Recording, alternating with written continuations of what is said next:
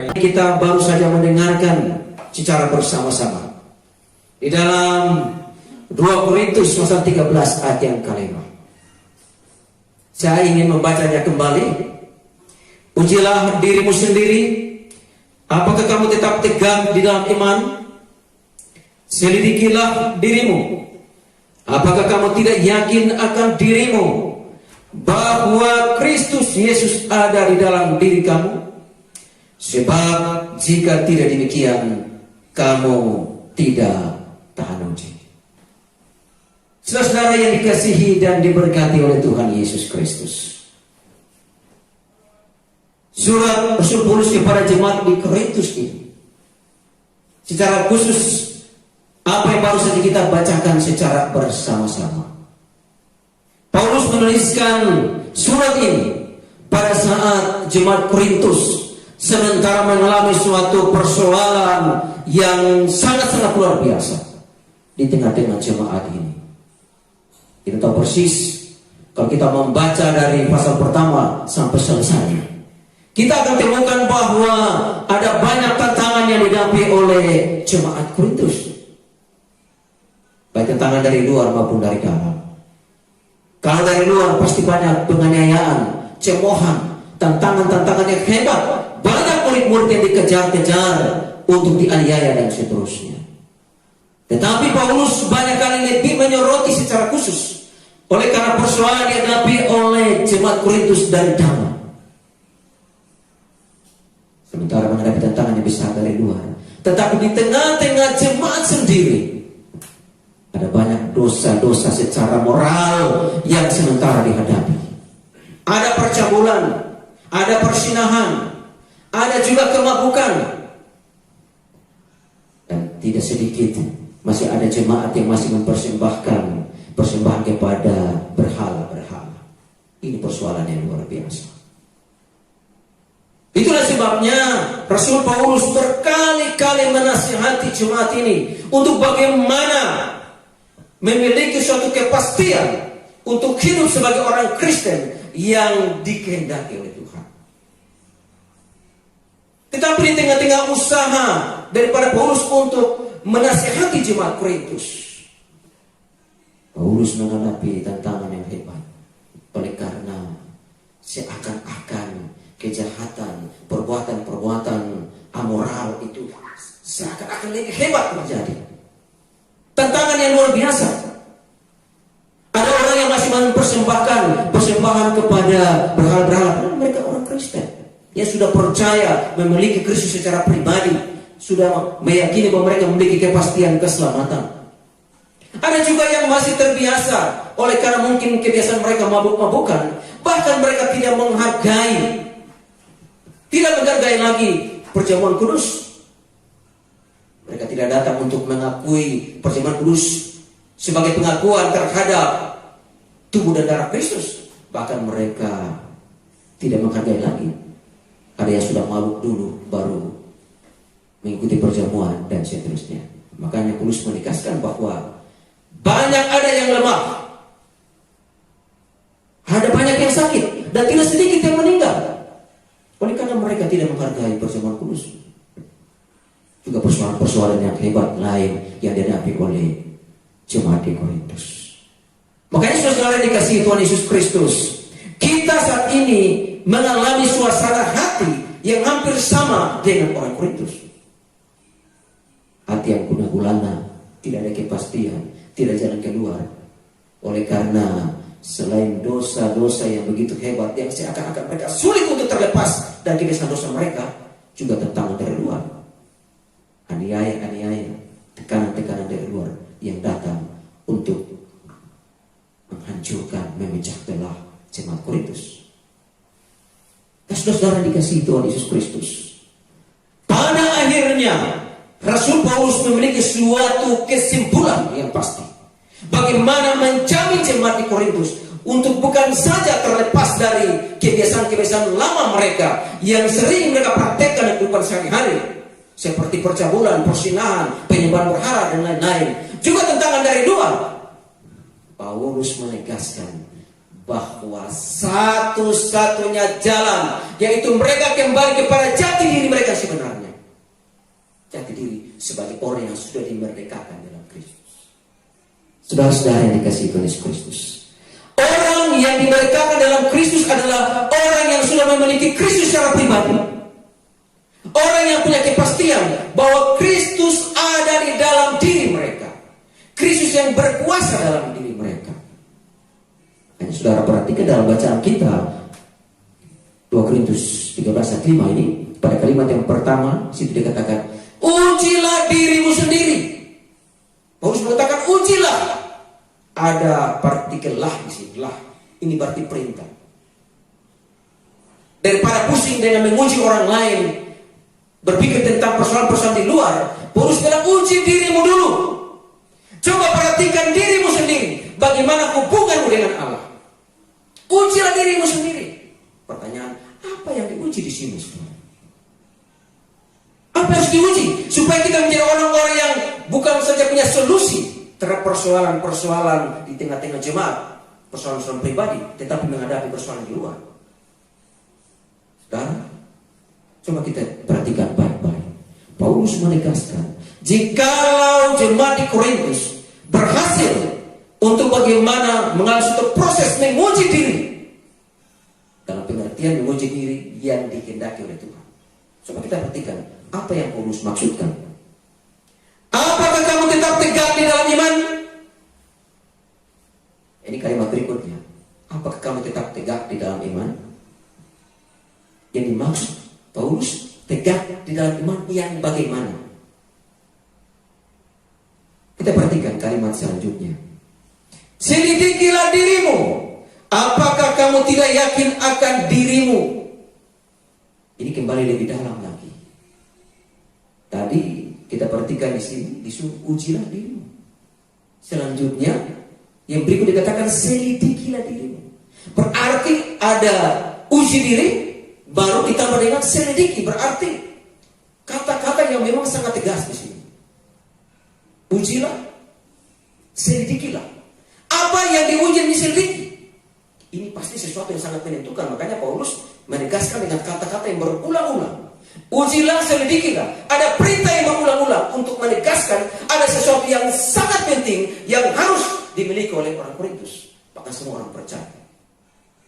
Apa yang diuji di sini, saudara? Apa yang diperhatikan dimaksud oleh Paulus yang paling penting? Sini dikatakan pada kalimat berikutnya, bahwa Kristus Yesus ada di dalam diri kamu. Saudara-saudara, ini kalimat yang menentukan sekali.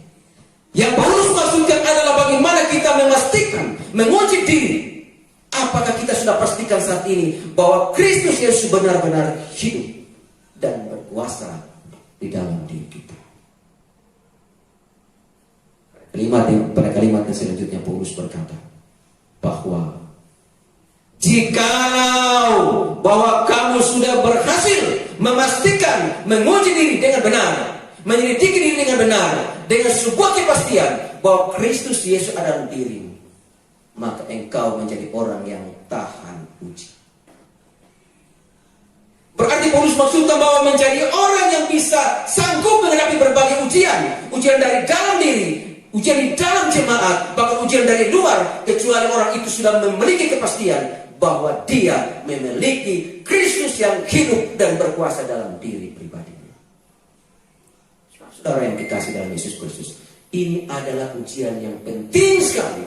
Karena banyak orang percaya yang mengaku Kristen, yang percaya bahwa Yesus Kristus adalah Tuhan Juru Selamat pribadinya, yang mengaku bahwa dia sejak kecil sudah Kristen, bahkan sampai saat ini dia sudah punya kepastian bahwa dia mengaku-ngaku dia adalah orang yang berKTP Kristen.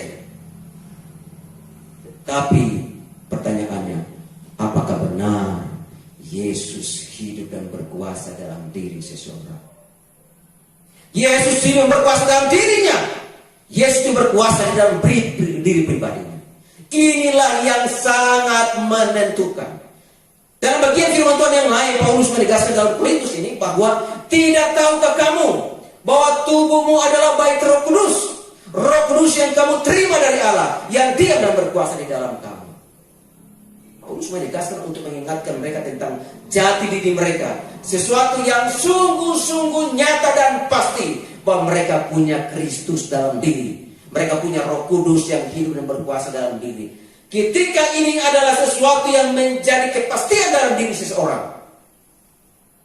Sebagai orang Kristen, kita akan mampu menghadapi segala ujian. Mengapa, saudara? Pada saat kita menyadari, sadar akan kehadiran Kristus dalam diri kita, sadar akan kepastian bahwa Yesus hidup dalam diri kita, maka persoalan apapun yang kita hadapi, Tuhanlah yang akan memberikan kita kekuatan, memberikan solusi, memberikan jalan keluar bagi kita menghadapi segala tantangan. Memang sebagai orang percaya, kadang-kadang kita sudah percaya Kristus ada dalam diri kita. Persoalan yang berikut. Yang pertama, mungkin kita belum meyakini Yesus ada dalam diri. Yang kedua, mungkin kita sudah percaya Kristus ada dalam diri kita. Tetapi yang berikut, apakah kita mau mempersilahkan Kristus menguasai kehidupan kita, menjadi raja dalam kehidupan kita? Saudara-saudara, pengalaman yang pernah dialami para murid-murid ketika mereka bersama-sama dengan Tuhan Yesus di atas perahu. Awalnya Tuhan Yesus mengajak, Yesus berkata, marilah kita bertolak ke seberang. Tetapi di tengah jalan, mereka membiarkan Yesus tertidur. Yesus tidur di dalam perahu itu. Ketika Yesus tertidur di dalam perahu, saudara, coba perhatikan baik-baik. Pada saat Yesus tertidur, terjadi pengambil alihan kekuasaan. Petrus mengatakan, saya ini kan seorang nelayan, ahli soal gelombang, soal lautan, soal segala macam perkara-perkara di lautan atau di dalam danau, saya yang kuasai. Tetapi Tuhan Yesus ini kan seorang tukang kayu, tidak mungkin dia kuasai persoalan yang ada di laut. Saya yang bisa berkuasa, saya bisa mengendalikan perahu ini. Apa yang terjadi, saudara? Petrus lebih menyadari keahliannya, lebih menyadari kehebatannya sebagai seorang nelayan. Dia lupa bahwa Yesus adalah penguasa langit dan bumi, laut dan segala isinya. Pada saat dia merasa kuat menghadapi persoalan, apa yang terjadi dengan Petrus? Pada saat angin semakin kencang, ombak mulai hebat dan semakin hebat, dan akhirnya mereka kemasukan air dalam perahu. Beruntung pada saat mereka sementara kemasukan air itu, Petrus sadar, murid-murid sadar, ada Kristus di dalam perahu. Maka berteriaklah Petrus, Tuhan, Engkau tidak peduli kalau kita binasa. Saat itulah Yesus bangun, dan Yesus menghardik angin dan ombak itu, dan semuanya berhenti. Saudara-saudara yang dikasihi Yesus Kristus, pada saat murid-murid sadar akan kehadiran Kristus dalam perahu, sadar akan Yesus yang ada bersama-sama mereka dalam perahu, di situ jalan keluar terjadi, di situ solusi terjadi. Dan itu sudah yang dikasihi Tuhan Yesus Kristus. Betapa pentingnya kesadaran akan kehadiran Kristus di dalam pribadi kita. Paulus sangat menegaskan kepada jemaat di Korintus, ujilah dirimu, apakah kamu tidak yakin akan dirimu bahwa Kristus Yesus ada dalam diri kamu? Jika tidak demikian, kamu tidak teruji. Berarti jika seseorang tidak yakin lagi, sekalipun benar Yesus ada dalam dirinya, tetapi jika dia tidak yakin lagi tentang kepastian Yesus ada dalam dirinya, dia pasti tidak tahan dengan ujian. Mengapa? Ketika kita tidak mengakui kehadiran Kristus dalam diri kita, maka persoalan apapun yang kita hadapi, kitalah yang bertanggung jawab, bukan Kristus. Tapi jika pada saat kita menghadapi persoalan apapun, kita sadar bahwa Kristus Yesus ada dalam diri kita, maka persoalan apapun yang kita hadapi, Tuhanlah yang akan menghadapi semuanya. Saudara, dalam Filipi 2 ayat 11 firman Tuhan berkata, Allah lah yang mengerjakan dalam kamu baik kemauan maupun pekerjaan menurut kerelaannya. Tuhan ingin mengerjakan segala sesuatu melalui kita, kecuali Dia ada dalam diri kita. Tidak mungkin Tuhan akan bekerja, berkarya, melakukan segala sesuatu di dalam dan melalui kita tanpa kehadirannya dalam diri kita. Karena itu sangat menentukan sekali. Jikalau kita persilakan Yesus Kristus yang adalah Tuhan dan Raja itu berkuasa dalam kehidupan kita. Kita akan mampu menghadapi segala persoalan. Saudara, kita sementara menghadapi tantangan yang hebat. Dunia sementara digoncangkan, semua orang sementara digentarkan dengan virus corona di mana-mana. Siapakah yang bisa berhadapan dengan virus corona? Para ahli sudah berusaha dengan segala cara. Bahkan para medis, ahli-ahli, para profesor, orang-orang yang ada di bidang kesehatan, sementara meneliti dengan berbagai cara. Tidak ada hari yang mereka buat kecuali mereka meneliti dan meneliti bagaimana menghadapi virus corona ini. Tapi sampai detik ini, vaksin yang belum ditemukan. Saudara-saudara yang dikasihi Tuhan Yesus Kristus, menghadapi tantangan yang seperti ini, penyakit sampar. Virus corona ini mirip dengan penyakit sampar, saudara. Bangsa Israel pernah mengalami penyakit sampar. Tetapi penyakit sampar dihadapi oleh bangsa Israel. Ada 3 hari berturut-turut mereka menghadapi penyakit sampar. Dan ada ribuan orang yang mati. Tetapi 3 hari saja, saudara. Setelah itu, lewat. Itu berarti, saudara yang dikasihi Tuhan Yesus Kristus, sehebat-hebatnya virus corona, sekuat-kuatnya virus corona, tapi virus corona ada batasnya. Ada satu pribadi yang kuasanya tidak terbatas, Yesus Kristus Tuhan. Dia adalah pengendali hidup dan mati manusia, pencipta alam semesta, penguasa jagat raya, menciptakan segala sesuatu. Dialah yang bertanggung jawab, mampu menghadapi segala sesuatu, karena dialah Tuhan yang berkuasa di surga dan di bumi. Di hadapan Yesus, segala sesuatu biasa-biasa, tidak luar biasa. Saudara, pada saat orang banyak bingung dengan situasi, kita ingat firman Tuhan. Paulus pernah menegaskan bahwa pencobaan-pencobaan kamu adalah pencobaan yang biasa. Yang biasa saja. Saudara, ini Paulus mengatakan. Firman Tuhan berkata bahwa pencobaan yang kamu alami adalah pencobaan yang biasa. Apakah benar virus corona adalah pencobaan yang biasa? Atau luar biasa? Paulus mengatakan kepada jemaat pada waktu itu bahwa pencobaannya adalah pencobaan yang biasa. Karena memang ada Yesus yang berkuasa dalam diri mereka, sehingga mereka bisa mengatakan bahwa pencobaan itu biasa. Kecuali ada orang yang mau mengambil keputusan untuk mempersilahkan Kristus yang hidup dan berkuasa dalam diri mereka. Mereka itulah yang bisa memandang segala persoalan itu persoalan biasa. Tetapi mereka yang tidak memiliki Kristus dalam diri mereka, mereka yang tidak memiliki Kristus yang berkuasa dalam diri mereka, maka pencobaan kecil pun dianggap luar biasa. Ini perbedaannya, saudara. Dalam Malaki, firman Tuhan berkata, akan tiba waktunya Tuhan akan membuat perbedaan antara orang yang sungguh-sungguh beribadah kepada Allah dan tidak sungguh-sungguh beribadah kepada Allah.